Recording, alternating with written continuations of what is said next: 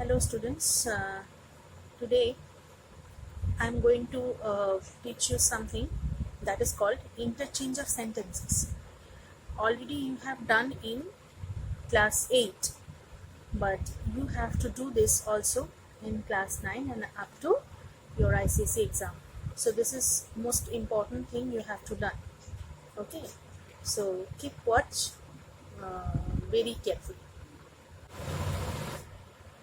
Okay students, so today we are going to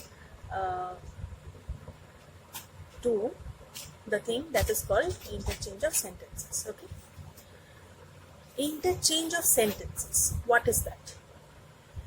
And I am going to tell you one thing, that don't get panic that whether it is a different book or whether I am not giving any reference from book. The thing is the same, the syllabus is the same, which I am giving you, which I am telling you. You have to learn this. You have to know the formula, the way, which way you have to change the sentences. The things will be the same. The books are different, different publishers, different name, but the syllabus and the things are same. So don't get panic. Okay. Whatever book you have Total English with you. You have to do the exercise from there, and you can do it. And if you get any if you face any kind of problem in solving the exercises, then you can let me know in my channel. Okay, I will definitely answer that. Okay, so let's start. First, number one, affirmative and negative sentences. Affirmative, that is a statement. Okay, and that has no negative word, that doesn't carry any kind of negative word. Affirmative sentence doesn't carry a negative word like no, not, etc. A negative sentence is a sentence that carries a negative word like no, not. Okay, so the first example which I am going to give you is, only a prince can afford such a luxury. Only a prince can afford such a luxury. So is there any kind of negative word? No, there is no negative word.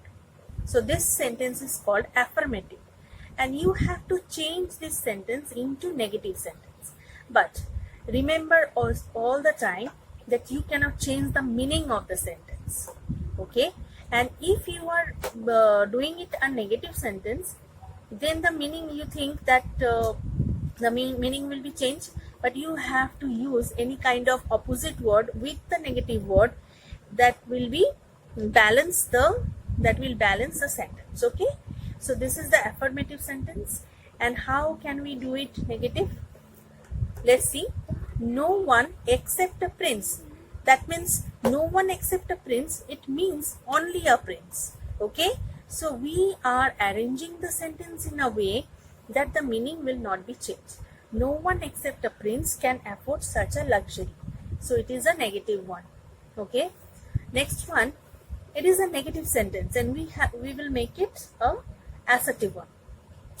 He will not find the journey comfortable. It is a negative sentence. He will not find the journey comfortable. Not is here.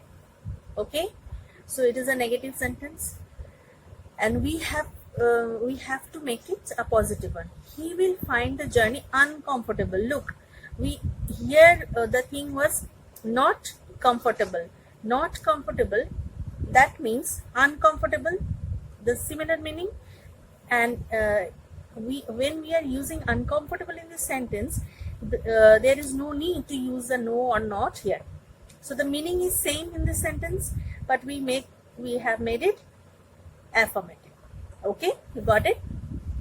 Now the next one, interrogative and assertive. Interrogative, that means a sentence that is a question and that carries a question mark or interrogative sign at the last. And assertive, that is a statement kind of sentence without no question mark or exclamation mark, etc. So first example, we could not succeed without hard work. It is an assertive sentence, a kind of statement. So we have to make it question. So here could is there. So we can bring this could at the beginning of the sentence.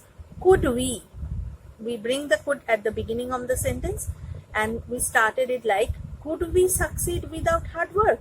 Then the answer will come, we could not succeed without hard work, isn't it? So this is our interrogative sentence. Come to the next example. Is he not wise to agree with his superior?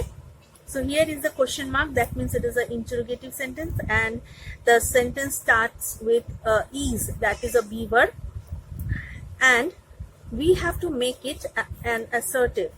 Then we have to bring he at the beginning, the subject, and he is after that. He is wise to agree with his superior. Is he not wise? That means he is wise. Okay, you got the point? Now come to the next one.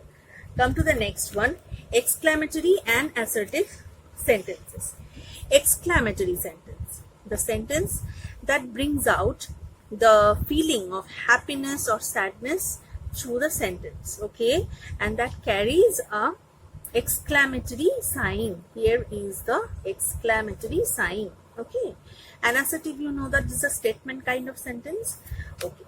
And in exclamatory sentence, it is the construction is quite like this. The first example is, how beautiful is the moon? How beautiful is the moon? We often say like this, wow, what a beautiful rose. So this kind of sentences are called exclamatory sentence. And how we can make this exclamatory sentence into an assertive one?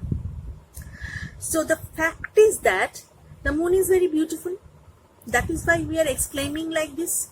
So you have to write the fact in an assertive sentence. So the moon is very beautiful. Got the point? Now come to the next example. It was a horrible moment. It is an assertive sentence. It was a horrible moment. So we have to make it an exclamatory sentence. So what a horrible moment it was. In this way we can make it exclamatory, and don't forget to give the exclamatory sign.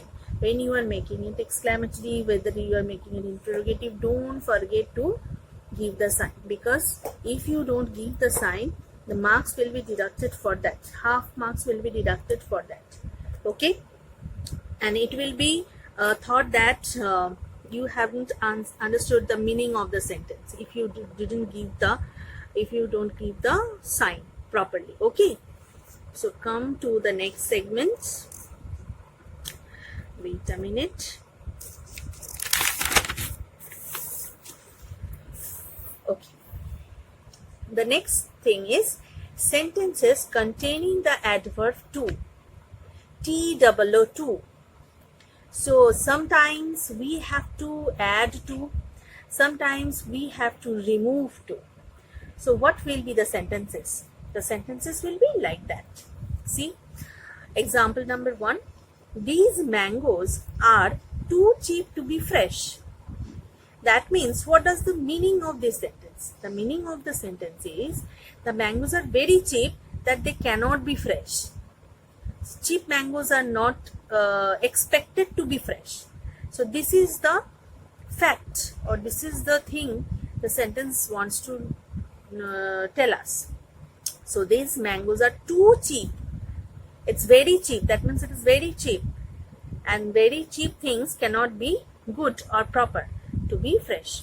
So we have to write the fact when we will going to remove the TOO. These mangoes are so cheap. These mangoes are so cheap that they cannot be fresh. Look, here present tense has been used are. So that is why we are using here cannot. If it was in past tense, then you have to write it could not. Okay. So next one, he speaks. It is just the opposite one. He speaks so softly that he cannot be heard. That means speaks so softly we cannot heard him. So how will we have here? We have to put TOO. So he speaks too softly to be heard. Okay.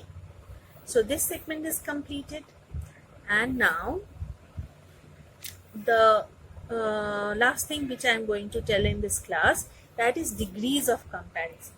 So before telling this, I want to say you something, that what is degrees of comparison. You can note down whatever I am telling you.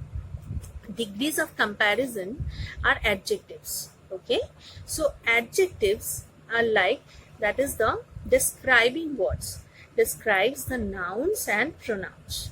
What kind of nouns are they?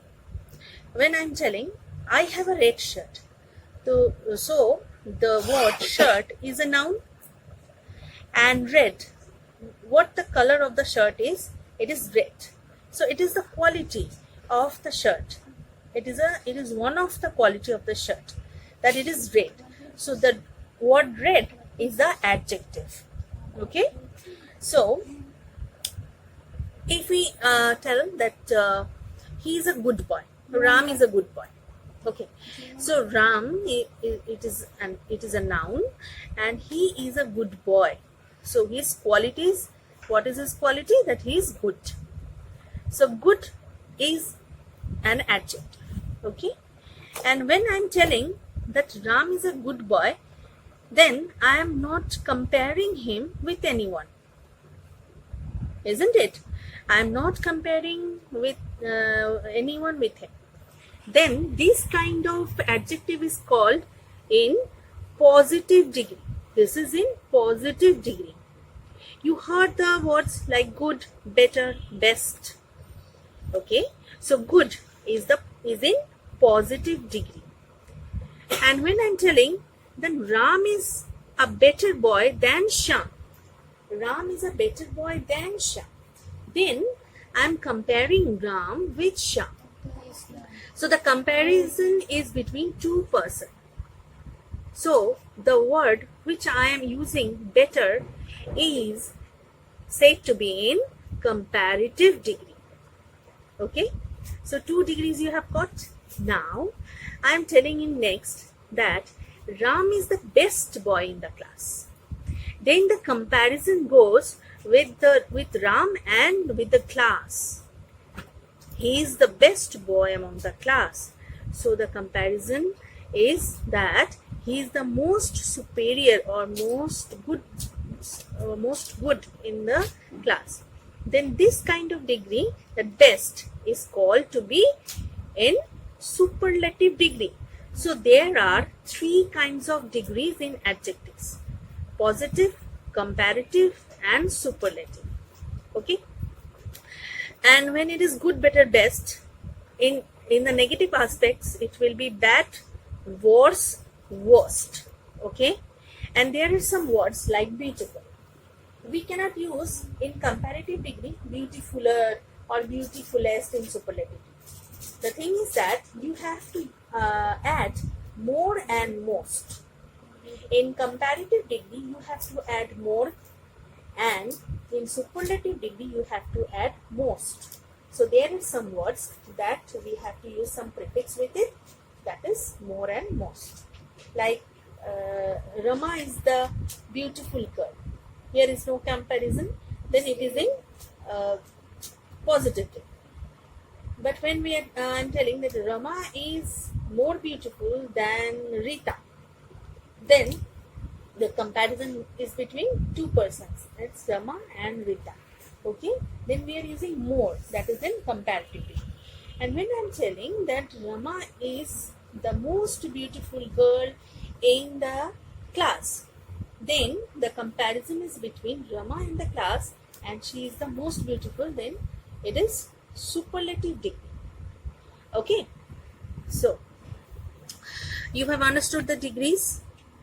I think I have just revived these things because you have already learned this in your junior classes. Okay. So degrees of comparison, how we can change this? Just look at the first sentence. Ashok is taller than Ravi. Taller, tall, taller, tallest. That means it is in comparative degree. Here it is written comparative. Okay, then how we can make it positive? We have to write like tall, so we cannot change the meaning. What I have told you earlier, Ravi is not as tall as Ashok, so that is in positive degree. We have used tall, but we didn't change the meaning of the sentence. Ravi is not as tall as Ashok. Ashok is taller than Ravi. That means Ravi is not as tall as Ashok. Understood? Next, no other country is as rich as America. No other country is as rich as America. That means it is in positive degree. Rich, it is in positive degree. And we can make it in comparative and superlative also. So how can we make that? America is richer than any other country.